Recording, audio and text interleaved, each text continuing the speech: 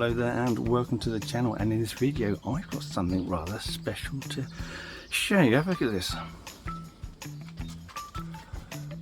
See that? What the flip is that? It's like an egg that's popped out of it. Well, I'll tell you what that is. That is Stapelia grandiflora, a succulent from South Africa. And I only came across this a few years back watching a David Attenborough documentary. I really love plants. And it was the devil's own job to try and get hold of one, but get hold of one I did. Let me give you a close-up of it. So it has these smooth, lovely green, quite soft, almost velvety kind of feeling to it. And if you look from above, it's got this sort of like cross section of it. Now, look closely here. You've got what appears to be advantageous roots. Now, I'm not sure if this actual section was is still alive, and I'll tell you why. Being a succulent, it needs kind of warm, sunny, dry conditions. It doesn't want to be kept in damp soils or waterlogged soils. So what we did, we planted it in the greenhouse, and that way we knew that we knew it could take the cold pretty well, but we knew it had to be dry during those periods of cold, otherwise it can rot the roots and it can kill it off. Now the trouble is, when we first bought this 2 years ago, we put it in the greenhouse. That's absolutely fine, and we got a Stapelia Orbia cooperi, a very similarly related plant, and that's what's been bulletproof. We put it outside in any kind of cold temperature and it's been absolutely fine in the greenhouse.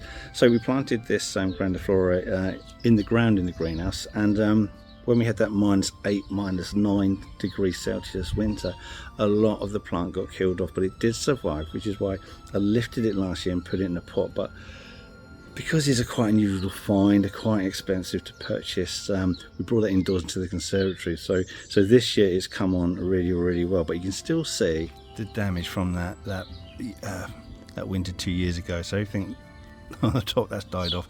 Again, I'm not sure if this section is alive, but I mean, it could be, I suppose, but at least this year it's put out a lot more new growth than it did in previous years. But what I want to talk to you about are these massive flower heads. I mean, these will get to about the size of a golf ball really before they open. So what we're going to do, there's more flower bud coming through. So what we're going to do, we're going to leave it a couple of days, come back to it and have a look at these flowers when they're open. And the thing is, they are impressive, but there's a problem when it comes to growing these. And you could probably find that out when you see my reaction to it.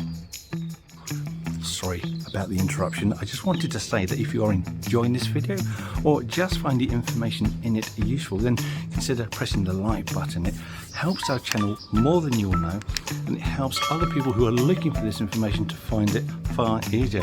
Anyway, if you want to support this channel, then you can do, just press the subscribe button. That is absolutely free. And if you want to be notified whenever we release a new video, click on that notification bell. Anyway, I'll let old boy about carry on. Well, today is the day, and it's good news. My Stapelia grandiflora has finally flowered for the first time, and that very first bud has opened. So let's go and have a look and see exactly what that ridiculously freaky looking flower looks like. Well, what a freaky looking thing, and there's a clue as to why there's a problem with this flower. You see that flower on there? Well, I'm sure there'll probably be another one in a minute. Well, this is one of its common names is the carrion flower.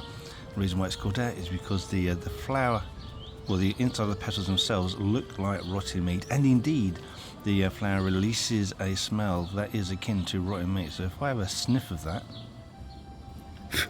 hopefully I won't sniff up a fly. Oh, that's disgusting. Can also point out these filamentous fibres that are on the edge of the petals. Now tell me that doesn't look like animal fur. I mean, it's all part of the deception. It looks like meat, smells like meat, even got animal fur on it. Absolutely beautiful. So I've got a question for you. Bearing in mind that that plant doesn't have eyes, a nose or a brain, how does it know what the inside of a dead animal looks or smells like? Something suspicious going on here. Guarantee it. Now, despite occupying a rather specialist niche in its native habitat of South Africa. It's actually quite an easy plant to grow, no more difficult than any other succulent or cacti you might be growing in your greenhouse. All you need to do is make sure it gets plenty of light, make sure that it dries out between waterings, make sure that over winter it's probably kept temperatures above -5. So if you're looking at the RHS list of hardiness, then you know, you could argue it is fully hardy plant, which is any temperatures down between -5 and -10 degrees with some damage to the stems, which indeed it got. But I'll probably treat it as a half hardy, because at least that way you won't get any stem damage. So half hardy is between 0 and -5 degrees Celsius. You can even grow it as a house plant, but just beware, if you've got that indoors and those flowers start to open, your house is going to stink to high heaven and be full of flies, so just be aware of that. Anyway, got any great questions that you want to ask, put those in the comments section. Oh yeah, just one last thing. You're going to find it difficult to find. You're not going to find it in the shops. You're going to have to try and track one down if you want one, either, well, it's going to be online, it's going to be like a specialist sellers on eBay or Etsy, something like that.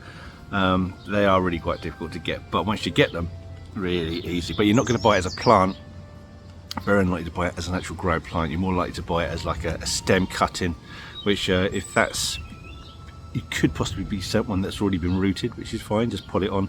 Or it might just be like a cut specimen, or one that's just been twisted off. They're very easy to take cuttings from. Then just deal with that. I mean, really, just leave it a few days to dry off the cut base, and then just plant it up in a well-drained potting mix. And that's it. Thanks for watching, and we'll see you in the next video. Goodbye. Well, if you enjoyed that, we've got plenty more videos for you to look at. Just have a quick search into our video library. Otherwise, you can check on this one here. And if that's not your cup of tea, try that one now. Enjoy these while I've still got the energy to do them.